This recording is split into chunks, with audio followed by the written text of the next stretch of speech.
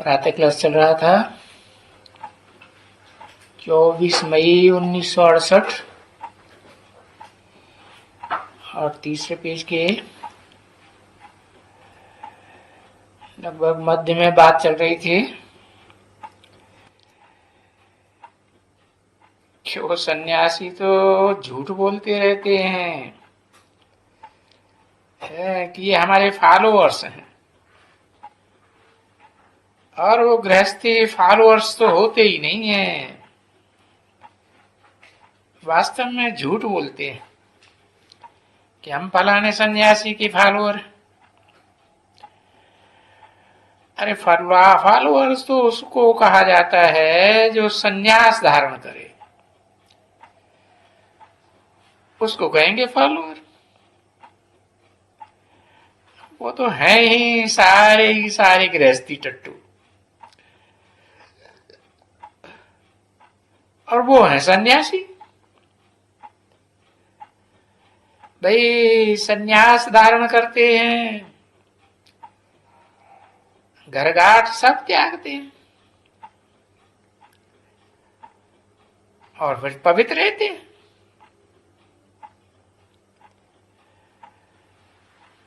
तो पवित्र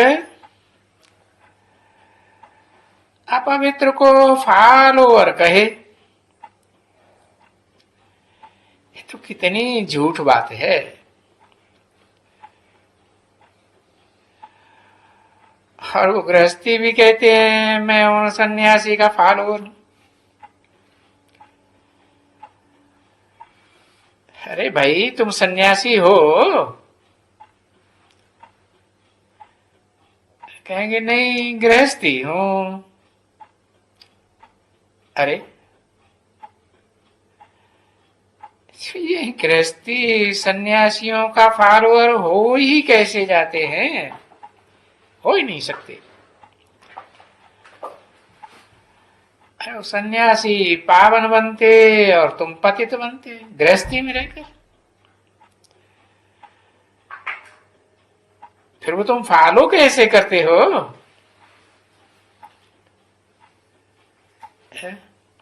और वो सन्यासी तो कोई भी गृहस्थी को नहीं कहते हैं कि तुम पवित्र बनो।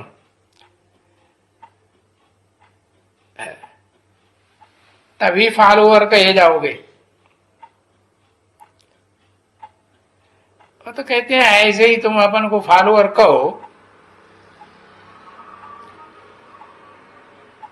परंतु नहीं, वो सन्यासी भी भोगी हैं, पैसे के भूखे हैं। कितने बड़े बड़े मठपंथ बनाते हैं। पैसा कहां से आता है? गृहस्थियों से ही आता है ना। और फिर सत्य तो वो जानते ही नहीं है, बिल्कुल नहीं जानते। अरे इस झूठ खंड की दुनिया में, रावण राज्य में सच कहने वाला तो एक ही बाप है, supreme soul, heavenly God father. उसको ही कहा जाता है अंग्रेजी में ट्रुथ गॉड फादर।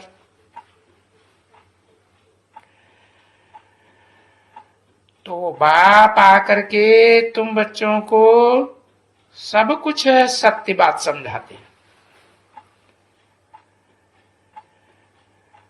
तुम बच्चे जो वो सत्यनारायण की कथा सुनते हो ना,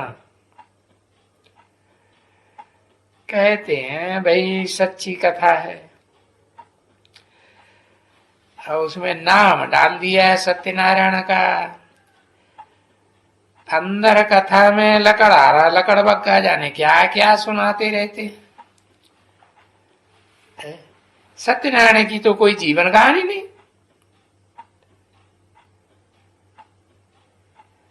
तो सच्चे नारायण की कथा कहां हुई?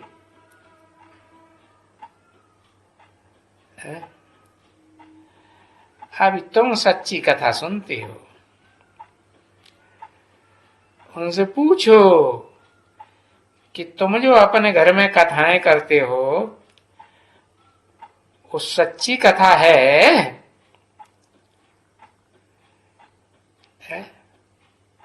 नहीं, तुम तो झूठी कथाएं सुनते हो।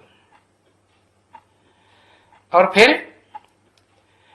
भगवान ने आकर के जो अर्जुन को गीता ज्ञान दिया और सत्यनारायण की कथा सुनाई, तो सत्यनारायण से सत्यनारायण बना ना। तुम क्या सत्यनारायण बनते हो?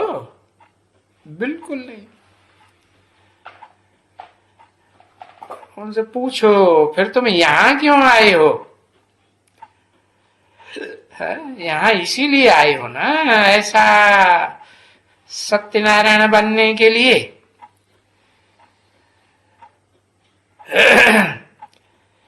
तो उस भक्ति मार्ग में तुम बच्चे सब झूठी कथाएं सुनते आए हो, और वो झूठी कथा अमरनाथ की, वो भी झूठी बात। कहते हैं भाई शंकर ने पार्वती को कथा सुनाई। अरे कौन कहते हैं वो अमर कथा? कहां सुनाई?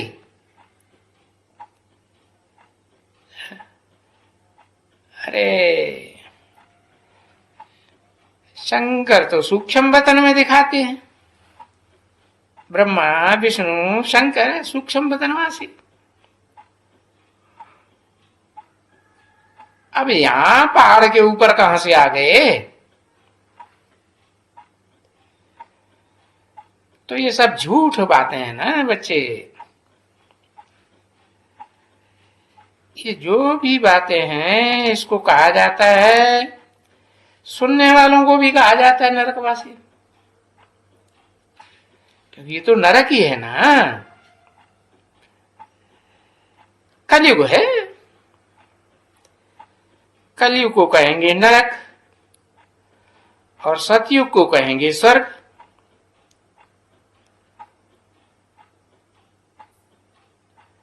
फिर बाप कहते हैं स्वर्ग तो हम त्रेता को भी कहेंगे। हाँ, सेम ही स्वर्ग कहेंगे। पक्का 16 कला संपूर्ण स्वर्ग नहीं कह सकते, 2 कला कम हो गई ना, तो फिर उसे स्वर्ग कैसे कहेंगे? स्वस्थिति में रहने वाले, और स्वस्थिति तो आत्मिक स्थिति को कहा जाता है। अपन को आत्मा समझने वाले पक्का पक्का, और वो तो क्षत्रिय कहे जाते हैं। क्षत्रियों को तो फिर बाहु समान दिखाया जाता है। मस्तक में देवताएं और भुजाओं में क्षत्रिय। तो इसलिए उनको सेमी स्वर्ग कहा जाता है। समझा ना? अधूरा स्वर्ग, संपूर्ण 16 कला संपूर्ण नहीं, क्योंकि 2 कला पुराने हो गए, और दुनिया भी कहेंगे 2 कला पुरानी।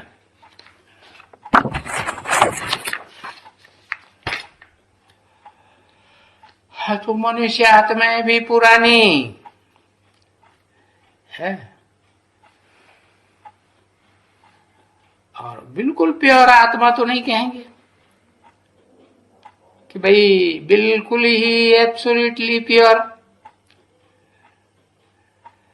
हो, तो 2 कला इम्प्योर हो जाती है ना।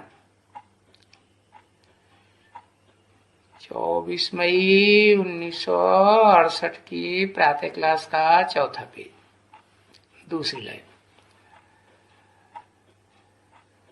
तो यहां वास्तव में आते ही हैं वो बच्चे है जो इस ज्ञान को समझ सकते हैं। बाहर वाला तो कोई आएगा नहीं ना। और आएगा तो बच्ची कुछ भी नहीं समझेगा, बिल्कुल नहीं समझेगा। जो बाप राज समझाते हैं, जब तलक 7 रोज भट्ठी में न बैठे,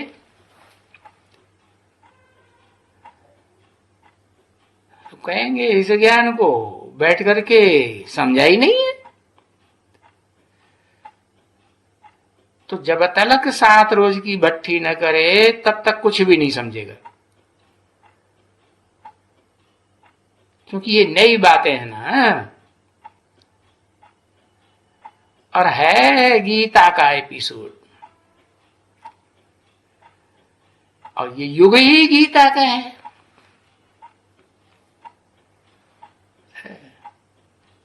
गीता का युग कहा जाता है पुरुषोत्तम संगम युग। कब? जब के पुरानी दुनिया बदल करके नई दुनिया बनती है। देखो, सतयुग तो स्वर्ग कहने से मुंह में पानी आ जाता है, मुंह का पानी पानी। और देखो आजकल यहाँ बड़े बड़े आदमी मरते हैं ना, और पूछते अरे भाई कहाँ गया? हाँ, वो जो तुम्हारे चाचा मामा काका नाना काका है, स्त्री वगैरह वगैरह, कहेंगे स्वर्गवासी हुए। अरे वाह, स्वर्गवासी हुए तो थे कहां? नरकवासी थे ना। तो देखो इतना भी मनुष्यों में अभी अकल नहीं है समझने का। तभी कहा जाता है ये इस दुनिया में सभी पत्थर बुद्धि है। अब ऐसे पत्थर बुद्धियों को इसको कहा ही जाता है इस समय की दुनिया,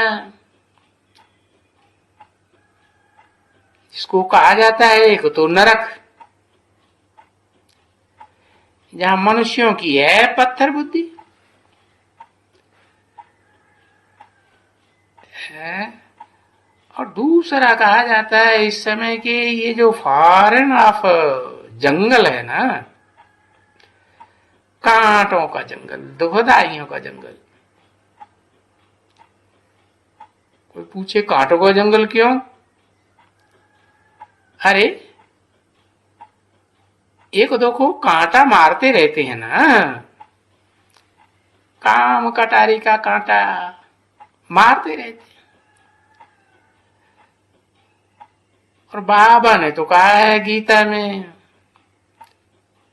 ये कोई बात कृष्ण ने नहीं कही है क्या, कि काम महाशत्रु है, शिव बाबा ने कहा है। मीठे मीठे बच्चों, ये जो काम है ना, काम विकार है, काम की कटारी एक दो को मारते हैं। कब से मारते हैं? जब से ये रावण राज्य शुरू होता है।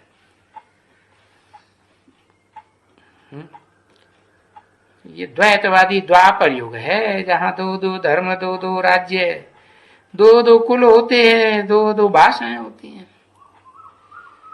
द्वापर से पहले कोई सतयुग त्रेता रामकृष्ण की दुनिया में थोड़े ही मारते थे, पहले नहीं मारते थे।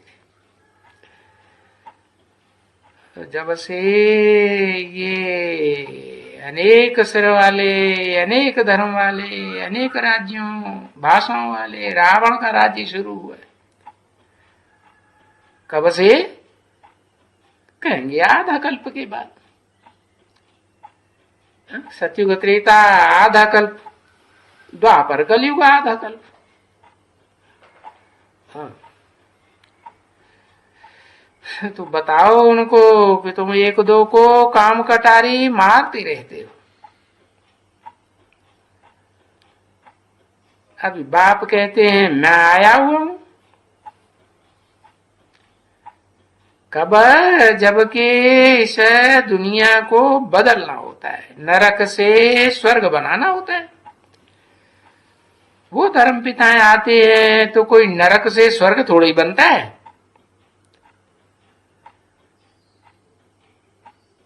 तो याद रखो, समझा ना? ये काम विकार महाशत्रु है। महा क्यों कहा? क्योंकि 5 विकार है ना, काम क्रोध लोभ मोह अहंकार, उनमें ये काम विकार ही महान शत्रु है।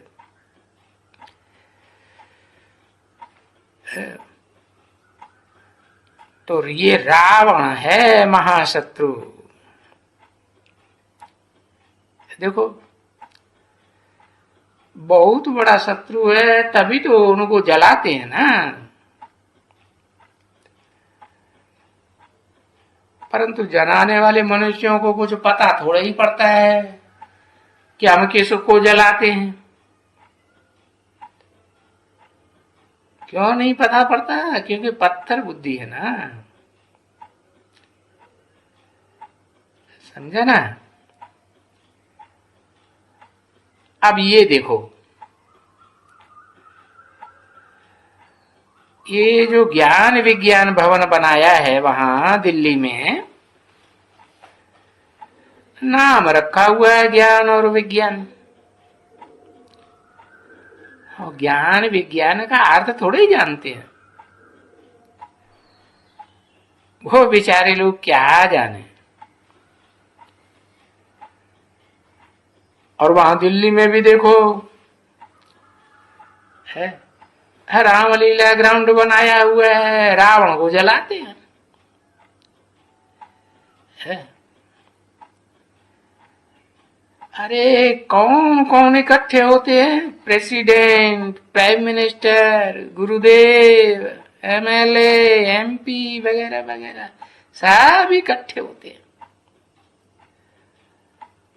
उनको पता थोड़ा ही पड़ता है कि ये रावण है कौन। अरे ये सब बिल्कुल ही पत्थर बुद्धि, जरा भी नहीं जानते कि रावण आखिर इनमें है कौन। बड़े बड़े महाराजा लोग हैं है। देखो मैसूर में बहुत प्रसिद्ध है रावण जलाने की सेरेमनी, वो सेरेमनी कहते हैं। वो कहते हैं रावण ने सीता चुराई थी।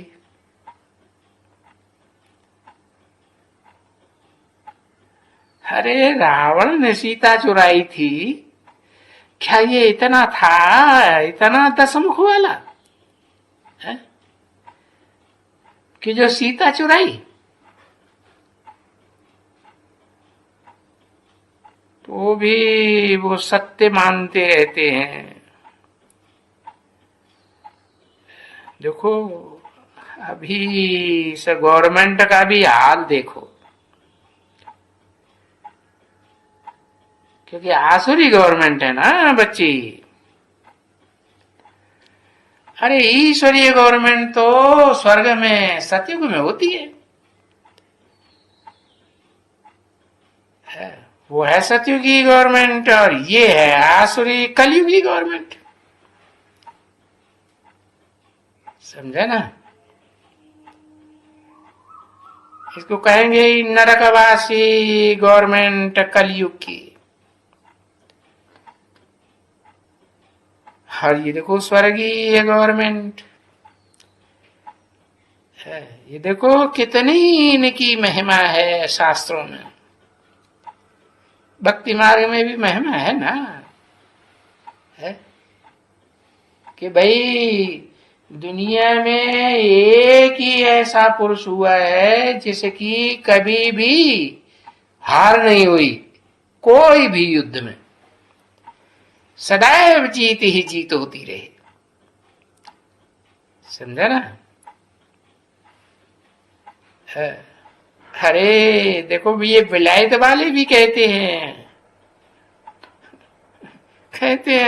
गॉड कृष्ण, लॉर्ड कृष्ण, ऐसे कह देते हैं। कृष्ण लॉर्ड और राधे को गॉडेस कह देते हैं।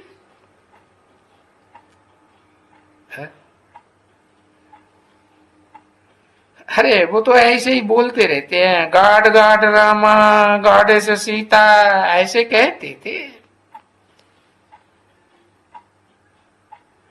इतना बाकी उनको मालूम तो नहीं है ना विचारों को, क्योंकि इन भारतवासियों को ही कुछ नहीं मालूम, तो दूसरे धर्म वालों, दूसरे देश वालों को किसको मालूम पड़ेगा? ये तो भारतवासी भूले हुए हैं, कह देते हैं श्री कृष्ण भगवानवादी।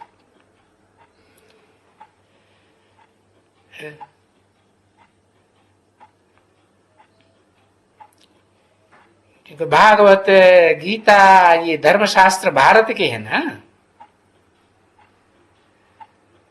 समझा ना? और ये भारत का धर्मशास्त्र गीता लिखा हुआ है, सर्वशास्त्र शिरोमणि, शब्द शास्त्रों का माई बाप है।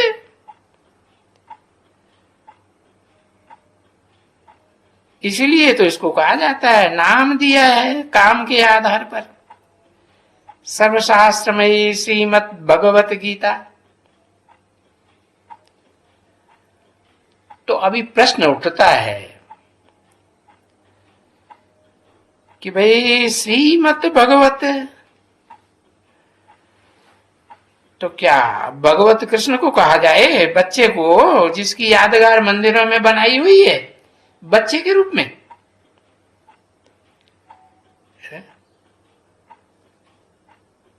वो ऊंचे ते ऊंचा निराकार परमात्मा कहा जाए, तो देखो भूल हो गई ना।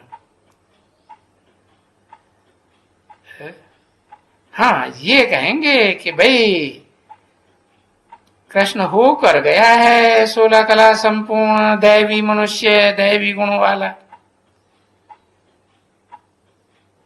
है। वही कृष्ण वाली आत्मा फिर 84 जन्म लेकर के फिर आसुरी गुणों वाली बनती है,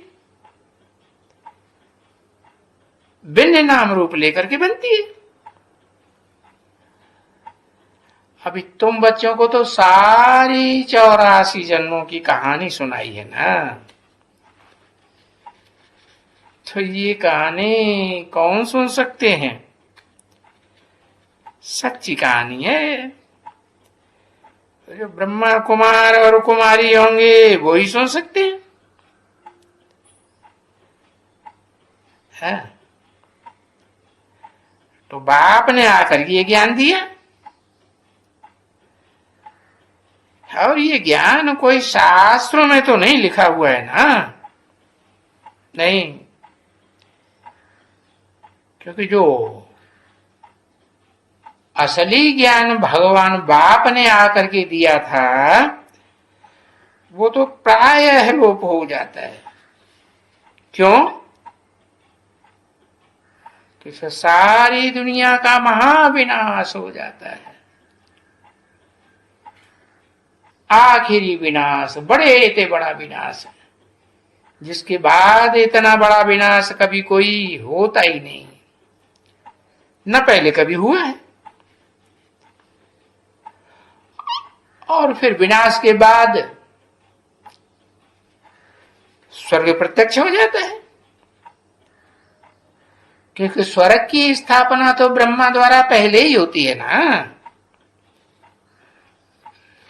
तो पहले स्थापना, फिर पुरानी दुनिया का विनाश। फिर बताओ कि ज्ञान की क्या दरकार रह गई। ये देवताएं तो सब सदगति वाले बन गए ना, है? सदगति मिल गई तो ज्ञान उनमें रहता ही नहीं। ये देवताएं तो जैसे बुद्धू है। तो सतयुग को कहेंगे सदगति, ज्ञान से होती है सदगति। एक से आता है वो ज्ञान सच्चा,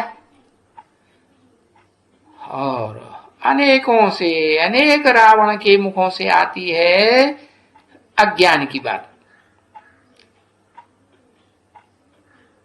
तो हो जाता है पूरी दुर्गति कलयुग में है। तो देखो, जब सतयुग में पूरी सदगति हो गई तो फिर बाबा को आने की क्या दरकार रहेगी। तो शास्त्रों में दिखाई दिया है कि भगवान है हिरण्यकश्यप का पेट फाड़ने के लिए सतयुग में आया।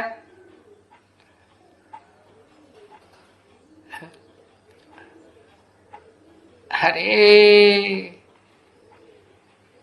अभी ये जो नॉलेज तुम बच्चों को दी जाती है, उस नॉलेज से तो तुमको स्वर्ग का वर्षा लेना है। जो तुम बच्चे शिव जयंती मनाते आते हो, भक्ति मार्ग में शिव जयंती नहीं कहते हैं, वो कहते हैं शिवरात्रि। क्योंकि जयंती तो साकार की मनाई जाती है ना, और शिव तो है निराकार। जैसे आत्मा है निराकार, निराकार आत्माओं का बाप भी निराकार है। परंतु कोई एक भी मनुष्य नहीं है, वो जो सरकार है उससे या राजा रानी से, प्रेसिडेंट से इनको ये मालूम हो, कहे कि स्वर्ग किसको कहा जाता है और नरक किसको कहा जाता है।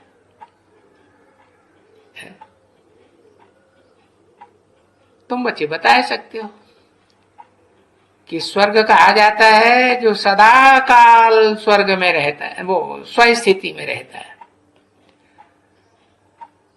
और नरक उसको कहा जाता है जो नर, जिन्हें मनुष्य कहा जाता है, उनके द्वारा बनाया हुआ।